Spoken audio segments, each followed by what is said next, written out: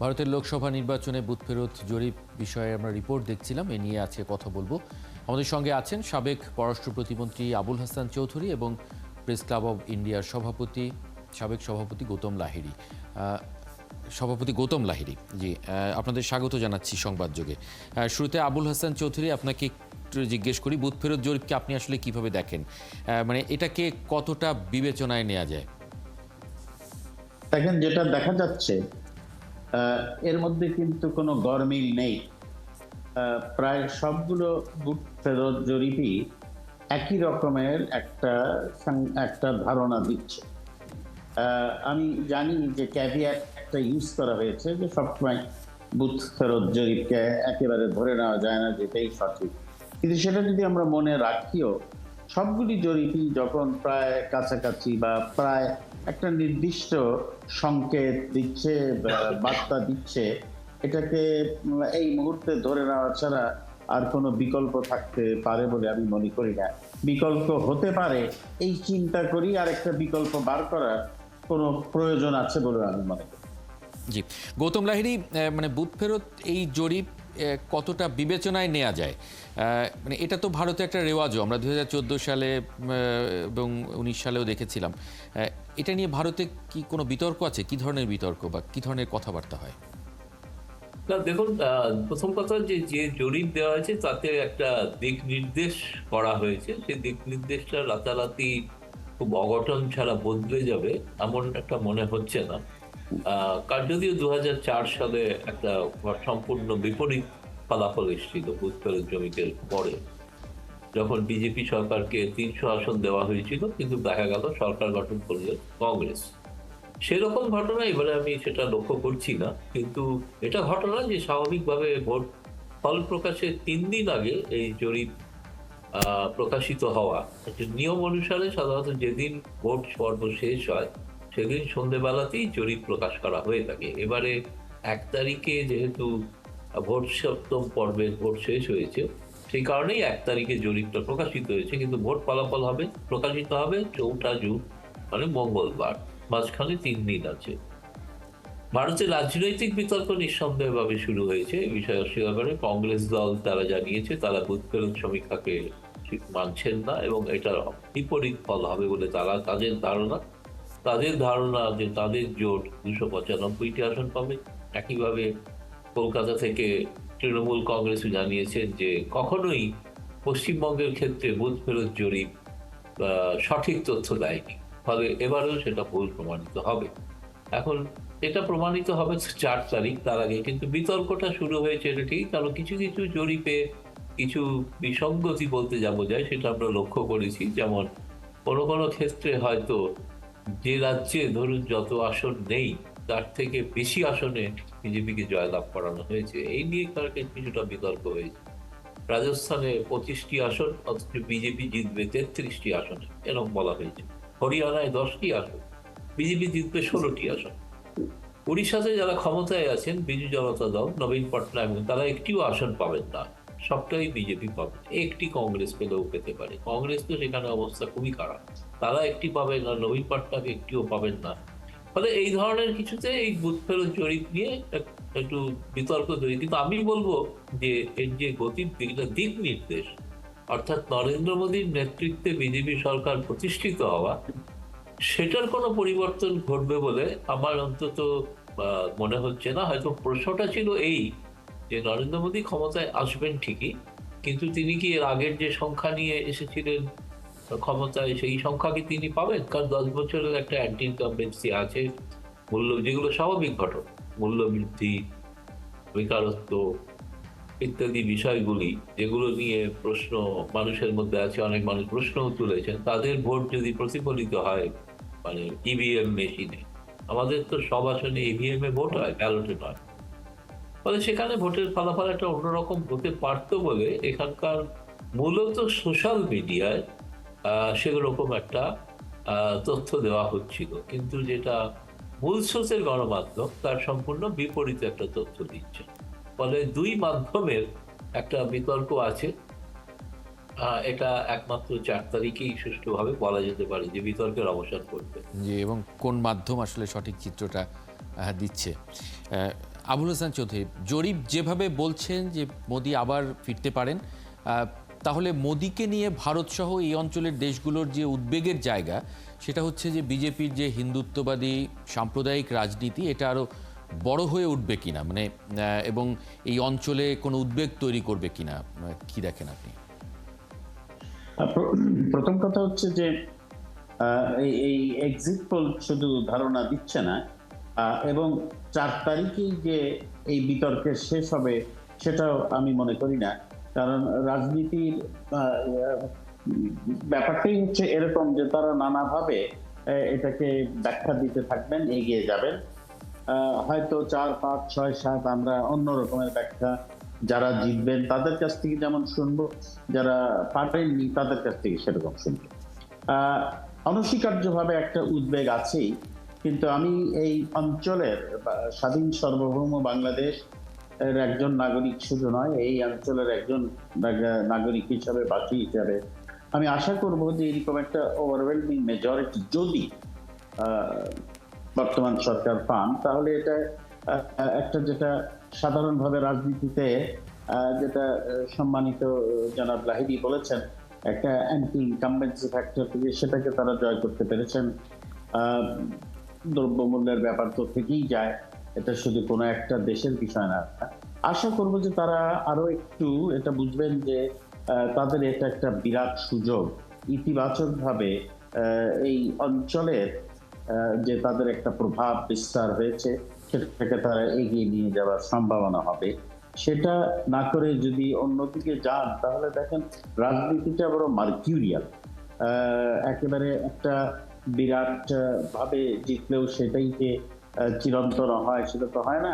অনেক ক্ষেত্রে সেটা বিপর্যয়ের দিকে নিয়ে গেছে, এরকম ইতিহাস আমরা আমাদের এই অঞ্চলেও দেখেছি, অন্য অঞ্চলেও যথেষ্টভাবে দেখেছি। সেখানে আমি খুব সুদৃঢ়ভাবে বিশ্বাস করব যে বাংলাদেশ সহ অন্য অঞ্চলকে নিয়ে একটা সৃজনশীল বাতাবরণ সৃষ্টি করার যে শক্তি এখন তারা পেয়েছেন সেই দিকে যাবেন, অন্য দিকে যাবেন না। তো এবং সে ব্যাপারে আমার মনে হয় যে আমাদের দিক থেকেও সম্পূর্ণ, দেখেন আমাদের সাথে তো ভারতের একটা যে সম্পর্ক, ঐতিহাসিক সম্পর্ক, একটা অন্য মাত্রার একটা ইউনিক সম্পর্ক, সেই লেভারেজ থেকে আমি জানি 71-এ আমরা আটকে থাকতে চাই না, আমরা এগিয়ে যাই। দুই প্রতিবেশীর ভিতরে সমস্যা থাকবে, এটা সমাধান কতখানি আমরা সুন্দরভাবে করতে পারবো এটা ভাবার কোনো কারণ নাই যে একটা সমস্যার সমাধান হলে কোনো এক দেশের জন্য সেটা উপকারের ব্যাপার হয়। এমনভাবে সমাধানটা করতে হবে, করার চিন্তা ভাবনা করতে হবে যে সকলের জন্য, এবং বিশেষ করে এই অঞ্চলের জন্য। বাংলাদেশ অসম্ভবকে সম্ভব করেছে। আল্লাহর অশেষ মেহেরবানিতে আমরা জাতির জনক বঙ্গবন্ধুর আহ্বানে ঐক্যবদ্ধ হয়েছিলাম। এই ইতিহাস আমরা জানি, বাংলাদেশের মুক্তিযোদ্ধারা একটা বিরাট আত্মত্যাগ করেছেন। 30 লক্ষ মা বোনের ইজ্জতের বিনিময়ে আমরা স্বাধীন হয়েছি।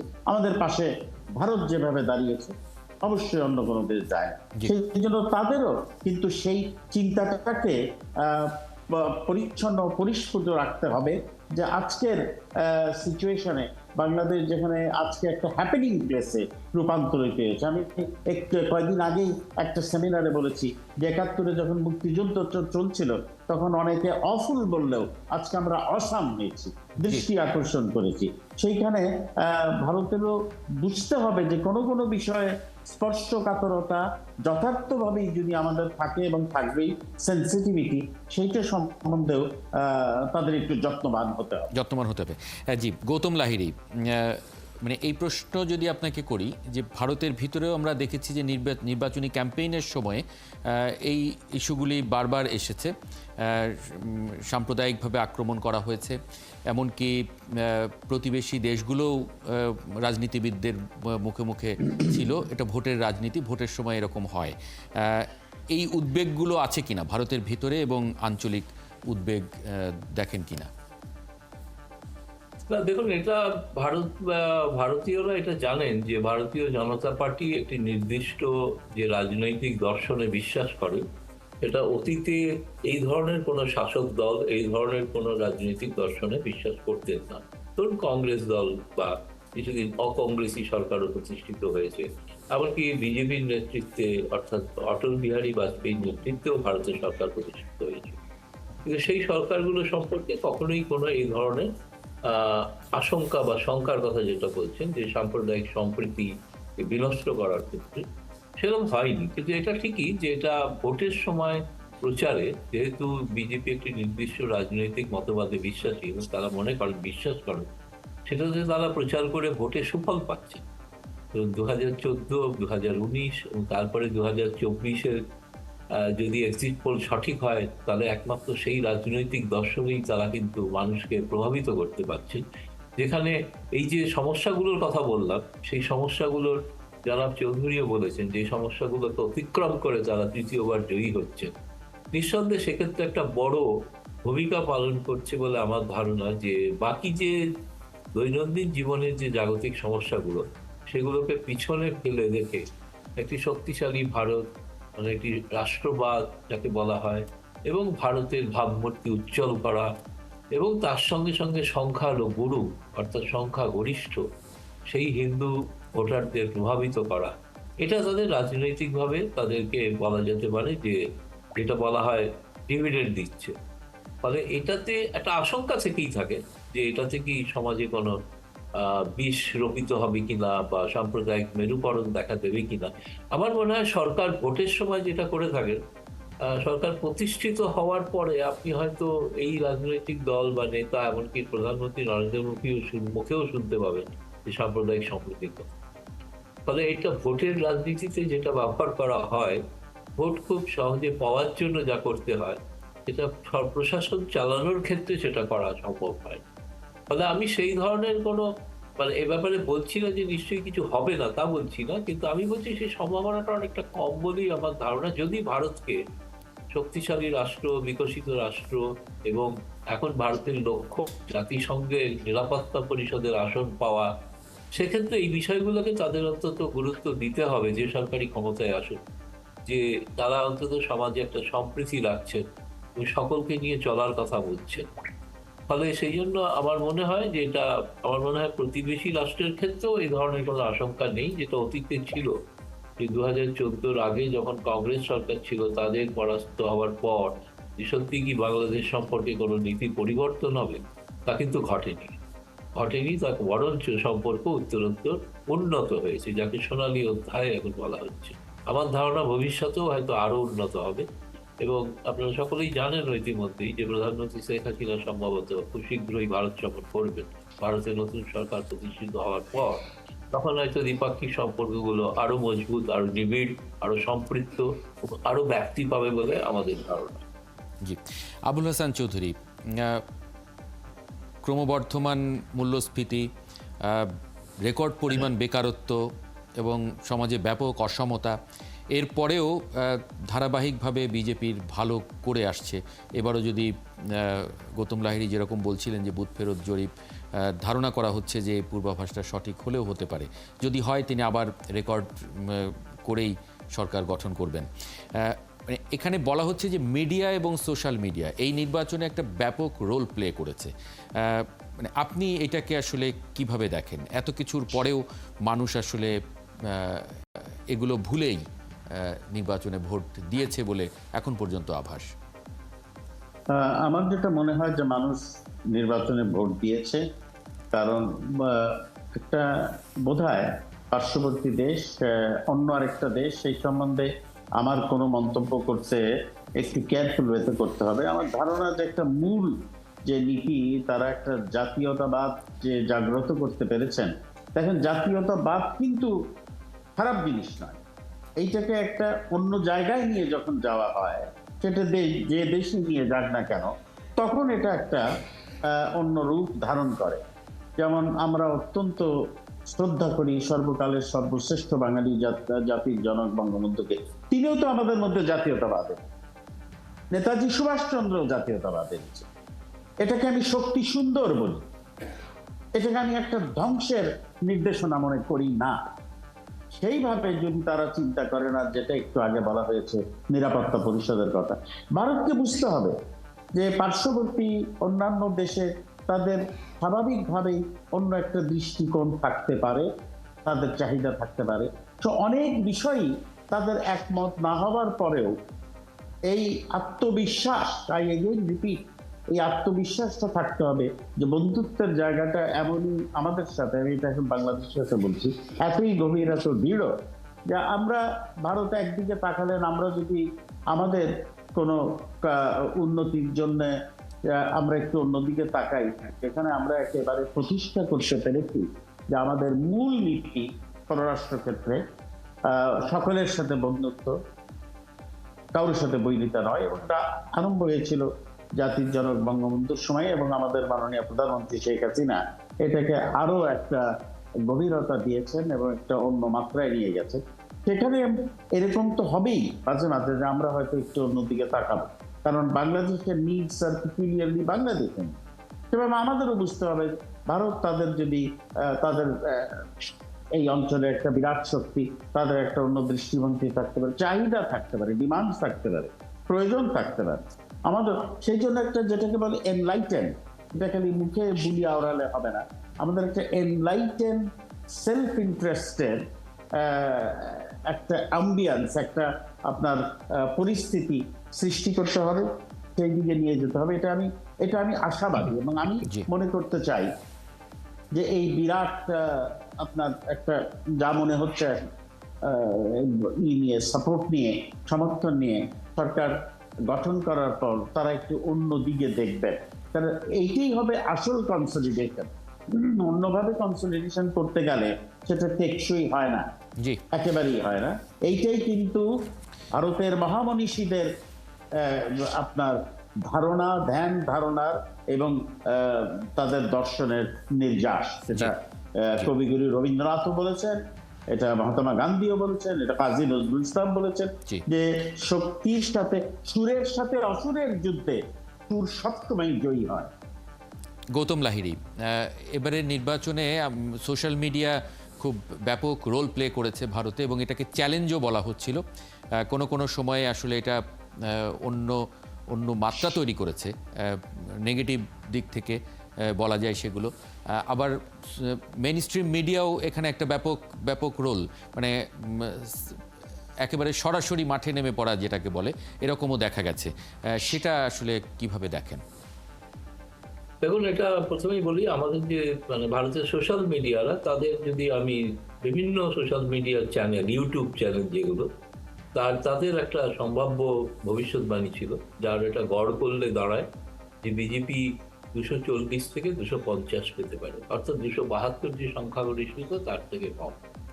কিন্তু মূল গণমাধ্যম যারা, তারা সম্পূর্ণ তার একটা বিপরীত, এবং প্রায় অ্যাবসলিউট মেজরিটি তারা কিন্তু ভারতীয় জনতা পার্টিকে দিচ্ছেন। এমনকি 2019-এ যে বিজেপি যে আসন পেয়েছিল 303, তার থেকেও বেশি আসন দেখাচ্ছে।